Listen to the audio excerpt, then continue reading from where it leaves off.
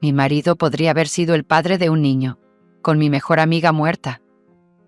Y ahora su bebé está en mi puerta. Me llamo Salma y tengo 33 años. Soy cirujana de traumatología en Chicago y, hasta hace unas semanas, creía que tenía mi vida bajo control. Estuve casada con Mark durante 12 años. Nos conocimos en la universidad, nos mudamos a una casa de piedra rojiza en Lincoln Park y construimos una vida llena de cenas para llevar, caminatas rutinarias los domingos y cepillos de dientes a juego en un lavabo de mármol. Nada glamuroso pero estable. Familiar. Seguro. Y entonces, todo se resquebrajó. Empezó en febrero cuando murió mi mejor amiga, mi hermana de elección, Alice. Habíamos crecido juntas en Milwaukee, en la misma manzana, en el mismo instituto, con la misma obsesión por Buffy cazavampiros. Ella era mi persona, audaz, sarcástica y perversamente inteligente. Se convirtió en enfermera itinerante y ganó más dinero del que ninguna de nosotras hubiera imaginado. Ella vio el mundo mientras yo me enterraba en la residencia. Ella fue quien me recordó que debía vivir. Pero entonces su cuerpo se volvió contra ella. Cáncer de ovario, del tipo silencioso que no llama hasta que ya se ha instalado. Cuando lo detectaron, el pronóstico era sombrío.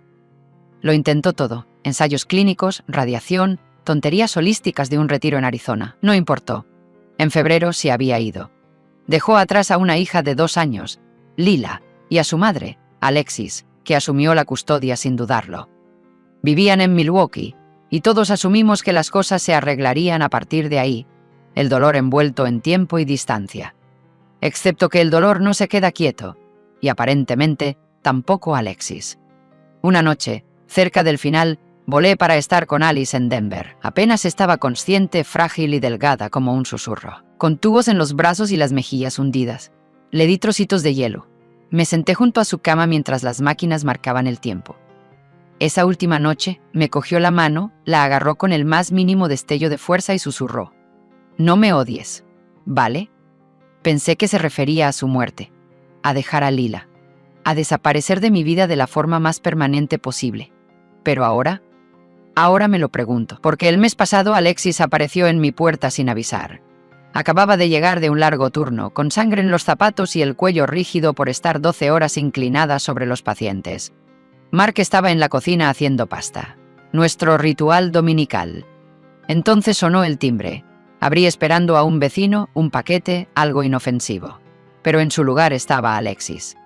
El abrigo de invierno subía hasta la barbilla. Lila posada en su cadera, el sombrero rosa deslizándose por un lado, y una expresión en su rostro como si estuviera a punto de soltar una bomba. Y lo hizo. «Soy tu hija, Mark», dijo. «Da un paso al frente o paga». Así de simple. El tenedor de Mark golpeó el mostrador detrás de mí. Cuando me di la vuelta parecía que hubiera visto un fantasma. Su rostro palideció. Abrió la boca, pero no salió ningún sonido. Sus rodillas se doblaron y cayó al suelo como una marioneta con los hilos cortados. Corrí hacia él. «¡Mark! ¿Qué pasa?». Estaba temblando, jadeando por aire, con sudor brotando por la frente. «He visto ataques de pánico antes. Esto no era solo pánico, era terror, vergüenza, culpa». Alexis no dijo ni una palabra más. Dejó a Lila en el suelo, me entregó una bolsa rosa para pañales y se marchó. Así de simple. Sin explicaciones, sin avisar. Me quedé allí, paralizada en nuestra entrada, abrazando a un hombre que podría haber acabado con todo nuestro matrimonio, mirando a un niño con sus ojos y las mejillas de Alice. No dormí esa noche. Mark se encerró en el baño, no lo negó, no dio explicaciones. Solo decía que necesitaba tiempo para averiguar cómo contármelo. Pero, ¿qué había que averiguar? La niña que estaba en mi salón tenía la misma edad que la noche de nuestra fiesta de inauguración de la casa, la noche en que Alice vino de visita y yo tuve que irme al hospital por una emergencia masiva. Cuando volví a las 3 de la madrugada, ella se había ido. Mark ya se había desmayado en la cama. Nunca lo pensé 2 veces. Nunca cuestioné nada. Hasta ahora. Y entonces recordé ese susurro. «No me odies». ¿Qué demonios había hecho? Empecé a indagar. No pude evitarlo. Saqué un viejo álbum de fotos de nuestros días en la Facultad de Medicina. Había una foto nuestra en el lago Michigan, Alice y yo en bañador, sonriendo como idiotas. Al fondo, apenas visible, estaba Mark manejando la parrilla. Pero algo no cuadraba. Tenía la cara marcada con un círculo de tinta roja. Parpadeé. ¿Qué? Acerqué la foto. Alice debió de haberlo hecho. No recordaba que esa marca estuviera ahí antes. ¿Por qué haría eso? ¿Por qué lo marcaría así? ¿Era algún tipo de señal? ¿Una advertencia? ¿Un trofeo? El corazón me latía con fuerza. Las paredes de nuestra casa parecían inclinarse hacia mí. Mis recuerdos ya no estaban a salvo, estaban contaminados. Y entonces surgió la verdadera pregunta, la que no podía quitarme de la cabeza, la que empezaba a destrozarme. ¿Quién demonios era mi marido? 12 años. Le di 12 años de mi vida. Y ahora ni siquiera sabía de lo que era capaz. ¿Fue un error? ¿Fue un secreto? ¿O fue algo peor? Mark no me habló esa noche. Apenas me miró. Tomó la habitación de invitados y cerró la puerta. Y yo no lo seguí. Me senté en la mesa de la cocina, mirando la pasta sin tocar que había hecho horas antes, enfriándose en el plato. Mi cerebro estaba en llamas, dando vueltas en una espiral de 1000 preguntas y 0 respuestas. No fue hasta la noche siguiente que finalmente abrió la boca. Estábamos sentados en la sala de estar, yo en el extremo más alejado del sofá, él encorvado con los codos en las rodillas como un hombre esperando una sentencia. Parecía exhausto, como si el peso de algo enterrado durante mucho tiempo finalmente lo hubiera aplastado. Le temblaban las manos cuando habló. «Puede que sea mía», dijo en voz baja. «Lila». No me estremecí, solo asentí una vez, con rigidez, esperando el resto. «Pero no fue una aventura», añadió rápidamente, casi a la defensiva. «Te lo juro, Salma, no fue así. Se lanzó a contar una historia que nunca imaginé que oiría. Ni de mi marido, ni sobre Alice. Ocurrió hace 3 años, durante nuestra fiesta de inauguración de la casa, la que organizamos justo después de mudarnos a la casa de piedra rojiza. Acababa de terminar mi residencia y quería celebrarlo. Invitamos a viejos amigos, compañeros de trabajo y algunos vecinos. Se suponía que Alice estaba en la ciudad visitando a su madre y pasó por allí como sorpresa. Pero no la vi esa noche, porque 1 hora después de empezar la fiesta sonó mi busca. Un choque múltiple de 5 coches en la autopista, un suceso con numerosas víctimas. Cogí mi bolso, le di un beso de despedida a Mark y me fui sin ver a Alice entrar por la puerta. Según él, no me perdí gran cosa. Dijo que bebió demasiado, se mezcló con la gente y se quedó dormido pronto. Recuerda haberse ido a la cama alrededor de la medianoche. ¿Y luego? Recuerda haberse despertado, aturdido y confuso, y encontrarse a Alice sentada encima de él en nuestra cama. Afirmó que intentó empujarla. Dijo que estaba desorientado. Pensó que estaba soñando. Pero entonces todo se volvió a oscurecer.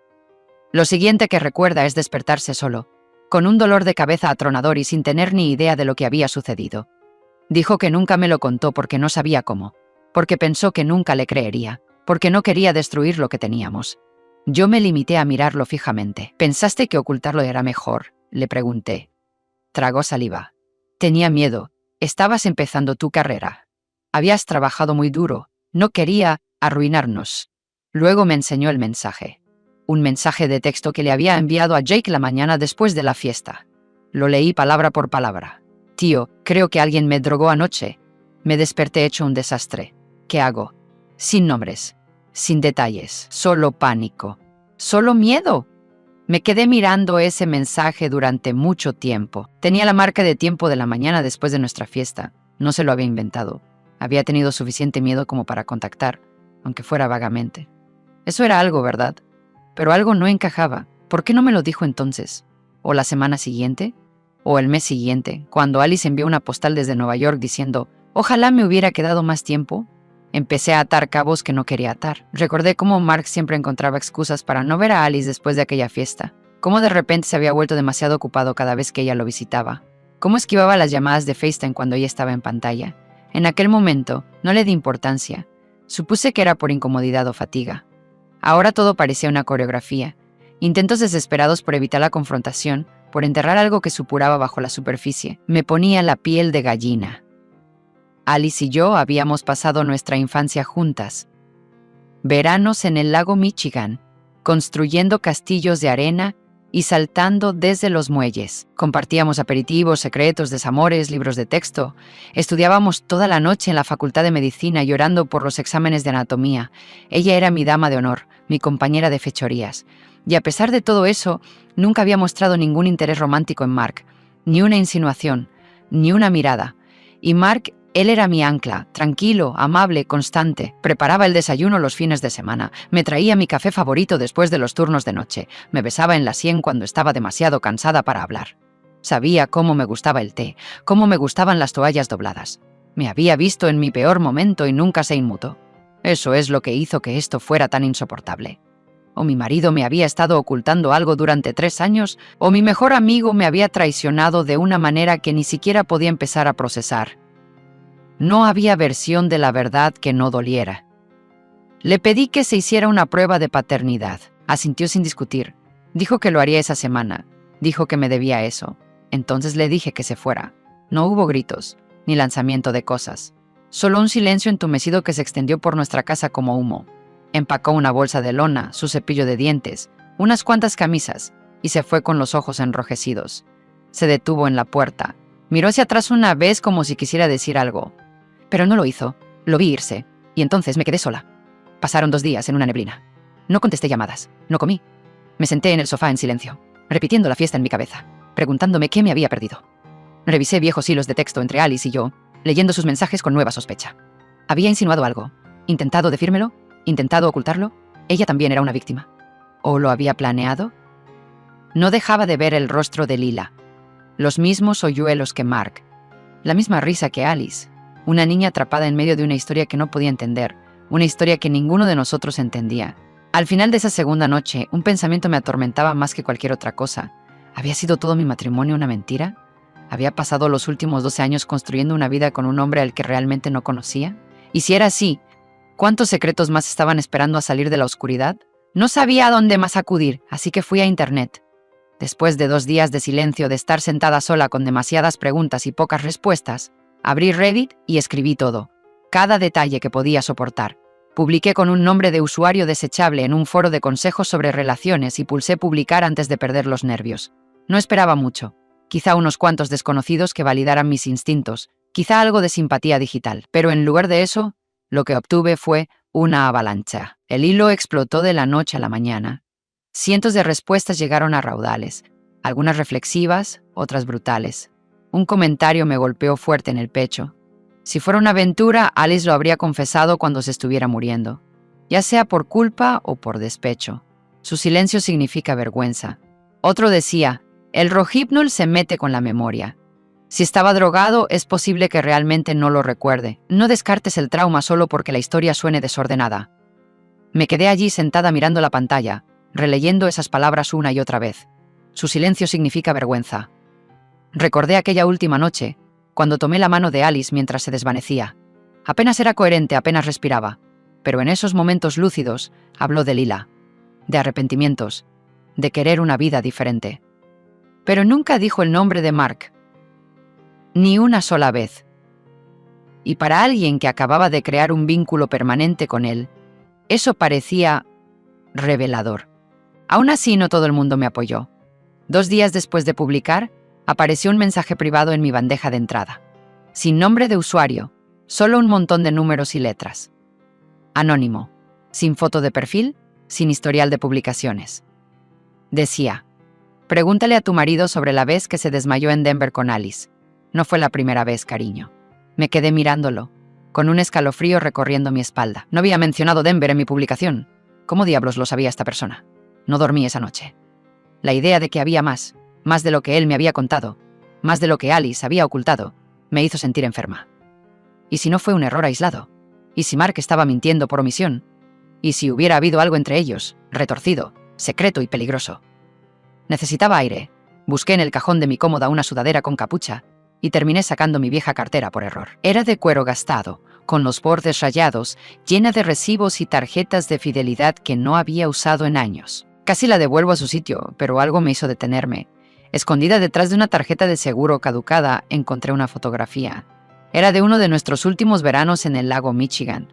Alice y yo teníamos 20 y tantos años. Estábamos bronceadas y sonreíamos, recostadas en un muelle como un par de idiotas bañadas por el sol. En el fondo, apenas visible, estaba Mark, sin camisa, sosteniendo una nevera portátil, mirando a la cámara con esa sonrisa casual y natural que tanto me gustaba. Pero alguien había rodeado su rostro con tinta roja. Un círculo grueso y tembloroso. No era mío. La letra de Alice. Lo supe al instante. Ese garabato afilado y apresurado, como si lo hubiera hecho en un momento de impulso u obsesión. ¿Por qué haría eso? Sostuve la foto durante mucho tiempo, con los dedos temblando. No podía respirar. Esto no era amor. Esto no era amistad. Esto era obsesión. Un tipo que nunca había visto en ella. Un tipo que no me había dado cuenta de que estaba ahí. Y de repente todo me pareció mal. Todas esas veces que apareció sin avisar. La forma en que siempre evitaba quedarse demasiado tiempo. La sutil tensión que se cernía cuando estaba en nuestra casa. Tensión que había atribuido a viejas historias o a peculiaridades de su personalidad. Lo había ignorado, porque era mi amiga, mi hermana. Pero ahora no podía dejar de ver las grietas. Me senté de nuevo frente al ordenador y volví a leer los comentarios. Los que hablaban de trauma, sobre la vergüenza, sobre cómo las víctimas a menudo entierran la verdad cuando sienten que no les creerán. Quizás Alice no quería enfrentarse a lo que hizo. Quizás Mark tampoco podía procesarlo del todo. Quizás ambos se escondían bajo capas de dolor y cobardía. Y quizás, solo quizás, la verdad no era blanca o negra. Era del color del dolor. Alcancé mi teléfono con manos temblorosas. Sonó 2 veces antes de que él contestara. ¿Salma? Mark sonaba cauteloso, crudo, como si él tampoco hubiera dormido. No grité. No lo acusé. Simplemente me derrumbé, te creo, susurré con lágrimas cayendo antes de que pudiera detenerlas. No lo sé todo. Pero creo que te ha pasado algo. Y creo que lo has estado llevando tú sola durante demasiado tiempo. Solo ven a casa. Estaba en silencio al otro lado. Pensé que tal vez había colgado. Entonces lo oí, su respiración entrecortada. Y luego, estaré allí en 20 minutos. Y así fue. La puerta se abrió 22 minutos después y tenía un aspecto horrible. La misma bolsa de lona en la mano, la ropa arrugada, el pelo sin lavar, los ojos hinchados. Al principio no habló, simplemente entró como un hombre que entra en tierra sagrada. Yo me quedé de pie en medio del pasillo, paralizada. Y entonces él cayó de rodillas, me cogió la mano, la sostuvo entre las suyas y me miró con una desesperación que parecía tallada en sus huesos. Por favor, dijo con voz entrecortada. No dejes que gane. No dejes que nos quite esto. Quería destruir lo que teníamos. Desde el principio. Odiaba que te quisiera. No dije nada, solo me incliné y lo abracé. Ambos temblábamos, ambos estábamos destrozados, pero tal vez, solo tal vez aún se podía salvar. Esa noche hicimos un juramento. Lo enfrentaríamos todo. La prueba de ADN, el pasado, la verdad sin importar con fe afuera, juntos. Porque después de toda la traición, las mentiras, el silencio, lo único que aún me quedaba era la opción de creer. El kit de ADN venía en una caja anodina. Lo pedí en Amazon, de la misma manera que he comprado pasta de dientes o calcetines de repuesto. Recuerdo que me quedé mirando el paquete en la encimera de la cocina, preguntándome cómo algo tan pequeño podía cambiar todo lo que creía saber. 2 semanas después, los resultados llegaron a mi bandeja de entrada. Los abrí en medio de la noche, con el corazón latiendo tan fuerte que apenas podía ver la pantalla. Probabilidad de paternidad: 99.9%. Lila era hija de Mark. No grité. No lloré. Me quedé sentada, parpadeando, mientras el aire salía de mis pulmones. Cuando se lo dije a Mark, se quedó mirando el resultado impreso como si fuera una bomba a punto de detonar. No, susurró. ¡No, no, no! Todo su cuerpo temblaba. Se alejó del papel como si pudiera contagiarle. ¡Me drogó, Salma!, gritó de repente, con la voz quebrada. No sabía que estaba embarazada, no sabía. Quería creerle. Quería creer que el hombre con el que había construido mi vida era una víctima, que había sido utilizado y manipulado, no cómplice. Pero algo en mí estaba demasiado herido para aceptar su pánico como prueba de inocencia. Me quedé allí, observándolo desmoronarse, y no sentí nada. Ni empatía, nada de rabia, solo entumecimiento. Fue entonces cuando empecé a indagar. No buscaba un cierre, buscaba claridad. Hay una diferencia. El cierre implica curación. No estaba preparada para eso. Lo que quería era la verdad, cruda y sangrante. Empecé a buscar en cajones, estanterías, lugares que nunca se me había ocurrido revisar. Mark no era de los que ocultan las cosas en lugares obvios, pero incluso los mentirosos inteligentes dejan rastros. Encontré la caja escondida en el fondo del armario del pasillo, detrás de unos abrigos viejos y una pila de documentos fiscales. Era del tamaño de una caja de zapatos. Estaba cerrada con cinta adhesiva y no tenía ninguna marca. Dentro había un teléfono desechable, barato, anticuado, de los que se compran en efectivo y sin identificación. Lo encendí, con las manos temblorosas. Los mensajes seguían ahí. Todos del mismo número, todos con fecha de unas semanas después de nuestra fiesta de inauguración. ¿Por qué has hecho esto? Tenemos que hablar. No se lo digas a Salma, por favor. Todos enviados por Mark. Él sabía que algo había pasado. Quizás no sobre el embarazo, pero algo. Me había mentido durante años, fingiendo que era una pesadilla puntual que había dejado en el fondo de su mente. Pero la verdad había estado en ese teléfono todo el tiempo. Podría habérmelo dicho. Eligió no hacerlo. Me quedé con ese conocimiento durante unas horas antes de llamar a mi hermana. Jen es abogada de divorcios en Nueva York. Es inteligente, despiadada y alérgica a las tonterías, contestó al primer tono. Ni siquiera dije hola, lo sabía, dije. Ella se quedó en silencio durante medio segundo. Luego, estaré allí mañana. No vuelvas a hablar con él, está acabado. Nos llevamos todo. Jen llegó la noche siguiente con 2 maletas y los ojos encendidos. Me abrazó como si fuera un soldado herido y empezó a revisar inmediatamente las finanzas. No te estás limitando a dejarlo, me dijo. Te estás deshaciendo de él. Esa misma semana, mi compañera de trabajo Priya, que sabía más que nadie de mi desmoronamiento, me puso en contacto con Tony, un investigador privado especializado en cónyuges infieles y verdades ocultas. Tenía el tipo de rostro que parecía permanentemente impasible y el tipo de voz que ponía nerviosos a los mentirosos. Tony se puso a trabajar inmediatamente. Rastreó el teléfono desechable hasta una tienda de conveniencia cerca de la antigua oficina de Mark, comprado pocos días después de la fiesta. Pagado en efectivo. Investigó más a fondo. A través de contactos en Denver, localizó a una antigua colega de Alice. Ella recordaba claramente a Alice. Se jactaba de haberse acostado con un tipo casado en una fiesta, dijo la mujer. Dijo que le había echado algo en la bebida. Lo llamó venganza. Dijo que su esposa siempre había tenido la vida perfecta. Eso me golpeó como una bofetada. Alice me había envidiado. Envidió mi carrera, mi matrimonio, la calma que construía a partir del caos, y quería destruirlo. Tony encontró más. Una conversación grabada entre Alice y Alexis. Una que desearía poder borrar de mi cerebro. Alexis, lo embaucaste, cariño. Ahora sácale todo lo que tiene. Esa frase me puso la piel de gallina. Alexis, que retuvo a Lila en mi porche como si fuera una mensajera justa, estuvo involucrada todo el tiempo. Esto no fue solo una traición, fue una trampa, un complot. Entonces llegó la pieza final. Jen la encontró mientras revisaba las copias de seguridad de los correos electrónicos eliminados de Mark. Un correo electrónico de Alice, enviado un mes después de la fiesta. Estabas inconsciente, deberías haber visto tu cara. No te preocupes, no se lo he dicho a nadie todavía. Mi corazón se detuvo cuando lo leí. Así que ella lo había drogado, y sabía exactamente lo que estaba haciendo. Y aún así, él no me lo había contado, ni siquiera después de aquello. Jen estaba a mi lado mientras yo miraba la pantalla con la mandíbula apretada. Ella quería arruinarte, dijo, y él se lo permitió.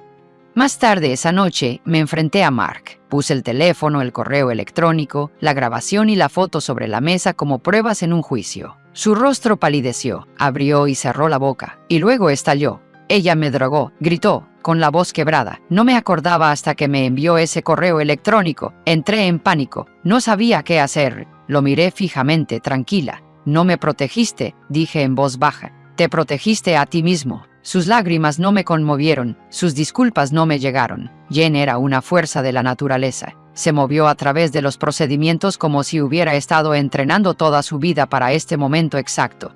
Sus argumentos eran muy agudos.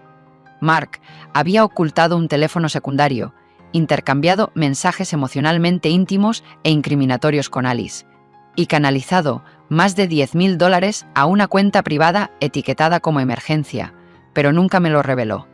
Lo describió no solo como una traición, sino como un engaño arraigado en la autoconservación. Pero el verdadero golpe vino de la investigación de Tony. Llevó a Jake al estrado. No había visto a Jake desde antes del juicio, desde antes de que supiera lo profundas que eran las mentiras. Parecía que hubiera envejecido 10 años en un mes. Evitaba mi mirada mientras hablaba. Le pregunté a Mark qué pasó después de esa fiesta. Dijo Jake. Me dijo, creo que la cagué, tío. Me emborrachó, quizá más que emborrachado. No se lo digas a Salma. Eso fue en otoño. Él sabía que algo iba mal. Jen dejó que se asimilara. Luego Priya subió al estrado, no como testigo legal, sino como referencia de carácter. Describió lo que yo había pasado en el hospital, cómo la tensión emocional me dejó sin dormir, conmocionada, cómo la reputación de Mark se desmoronó lentamente a medida que más gente se enteraba de la verdad. Perdió el grupo del gimnasio, dijo. Incluso la liga de fútbol fantasía lo echó. Nadie pudo mirarlo de la misma manera después de que salieran los mensajes. Alexis fue la última en testificar. Se sentó con la espalda como el acero y confirmó lo que habíamos sospechado. Alice me dijo que él era el padre, dijo con voz plana. Dijo que pagaría por lo que hizo, o por lo que ella le hizo, sinceramente. Pero me hizo prometer que no diría nada a menos que ella muriera. Así que esperé. Jen levantó una ceja. ¿Esperar a qué? ¿A cobrar? Alexis no respondió. El abogado de Mark no se quedaba atrás. Elegante, bien arreglado, probablemente cobrara más por hora de lo que yo ganaba en un día en el hospital. Presentó a Mark como la verdadera víctima. Un hombre violado, aterrorizado y avergonzado. Un hombre demasiado paralizado por el trauma como para hablar. Alguien que había intentado, a su desordenada manera, preservar su matrimonio. Mark incluso subió al estrado. Lloró. Nunca dejé de amar a Salma, me le dijo al juez. Estaba asustado. No entendía lo que había pasado. No sabía qué hacer. No quería hacerle daño, así que me quedé callado. Pero yo también era el que salía herido. Me miró mientras lo decía. Ojos rojos. Voz temblorosa. Teatro, claro, pero mezclado con una especie de desesperación que casi parecía real. Pero ya no estaba dispuesta a dejar que él se redimiera. Se levantó de su asiento y caminó lentamente, como una leona antes de la matanza. ¿Estabas herido?, preguntó, fría y letal. ¿Tan herido que creaste una cuenta de correo electrónico secreta? ¿Tan herido que compraste un teléfono desechable? ¿Tan herido que tuviste la claridad de decir no se lo digas a Salma en los mensajes de texto, mientras tu esposa dormía a tu lado? Eso no es trauma, señor Cross. Eso es cobardía. La mandíbula de Mark se crispó. Miró al juez. Luego volvió a mirarme. Pero yo no me inmuté. El juez Callahan tardó 3 días en dictar la sentencia definitiva. Cuando se pronunció el veredicto, apenas oí las palabras. Solo oí los números. La casa, mía. La cuenta de ahorros conjunta, mía. Su fondo de jubilación, me quedé con el 70%. Incluso su Mustang antiguo, restaurado durante 5 años de proyectos de fin de semana en el garaje, era mío. Se le concedieron derechos de visita con Lila, una ayuda económica limitada y un pequeño apartamento de un dormitorio en Cicero. No sonreí. Ni siquiera por dentro. La victoria se sentía menos como una celebración y más como aire limpio después de una larga asfixia. Mark vino a la casa de piedra rojiza para hacer las maletas. Se quedó en la puerta con una bolsa de lona y una expresión en el rostro como si fuera él quien estaba siendo abandonado. «No era mi intención, Salma», susurró. «Me estás matando». Ladeé ligeramente la cabeza. «No, tú te lo has hecho a ti mismo. Yo simplemente me voy». Una vez que se fue, llamé a un agente inmobiliario a la mañana siguiente. Ya no quería la casa. Demasiados recuerdos clavados en las paredes, demasiados fantasmas en las esquinas. La vendí rápido, por debajo del precio de venta, solo para terminar.